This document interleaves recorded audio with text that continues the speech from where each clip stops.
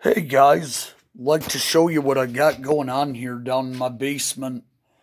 This could perhaps serve as a nice little educational video for those of you. What I got here is a cylinder head gasket, and I was wanting to talk about how these things work, what the basic application is of the gasket, and how it fails, and what has to be done, as well as what kind of problems arise from that and create a fairly expensive engine repair, and in some situations have been known to actually be the death sentence for an engine. So let's dive right into it, and I'll let you see that it has the four large holes. This is for the, under here is where you have your cylinders. What the gasket does is seals between the cylinder head and the cylinder block. The cylinder block is what contains your pistons, and then four cylinders. Where on a four-cylinder engine, inside there would be where the engine fires, right under there. So what this gasket has to do is, and as you can see, there are four metal fire rings inside this that are, and as I'll show you one of these here. This is a blown gasket.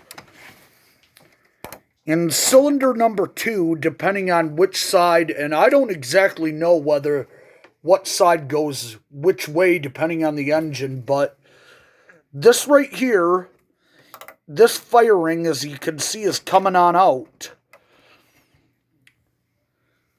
These cylinders have to be able to seal combustion, and they have to keep your explosion inside the cylinder.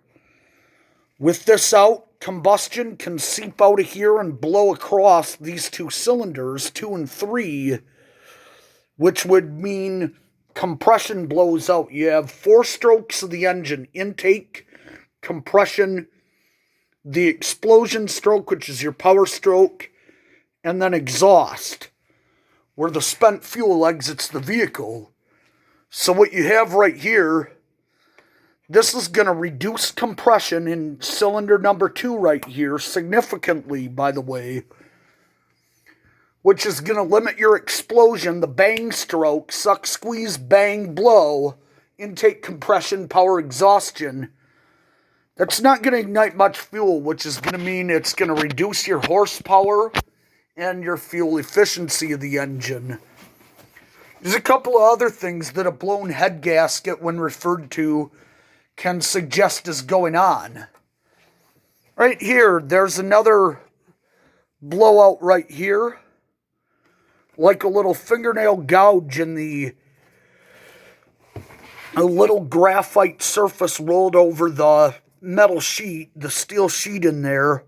And what this is going to do is, this is going to cause coolant or oil to be able to leak down into your combustion chamber, meaning you're going to be burning oil in your air-fuel mixture, and that's going to mean the engine can burn oil. That's never something you want, because that means that it's not able to lubricate the pistons and the crankshaft. Everything it needs to is not getting lubrication, and so that could mean your engine is about to blow. So it has to create a perfect seal between the cylinder head and the engine block, and you might be able to see this. I don't know if you can or not, but this gasket is warped. I could not make this sit flat. It's bent. The metal has never split entirely within the gasket. The steel sheet, the steel core in it, is never split entirely, but it's bent and warped, meaning that there will never be a complete seal. Even when torqued down properly, it's not going to be able to seal anything at all. And so it won't be able to completely do its job. Now, when coolant gets in your cylinder heads, by the way, and it fires the air into the cylinder block, and it gets into your combustion chamber, that can also ruin the engine. It's going to cause the cylinders to seize up in there, and that can mean a complete engine overhaul as well. So, those are the functional purposes of the head gasket. That's exactly what it's used for. Hope anybody just ever wondering about that. I'll try to show a video on when we go to put the head gasket back in, reassemble the engine on my friend's backhoe. That being said, I'm going to go ahead and we'll do a video at a later date and time. Thanks a lot, everybody, and hope this was helpful. A Merry Christmas and a Happy New Year to you.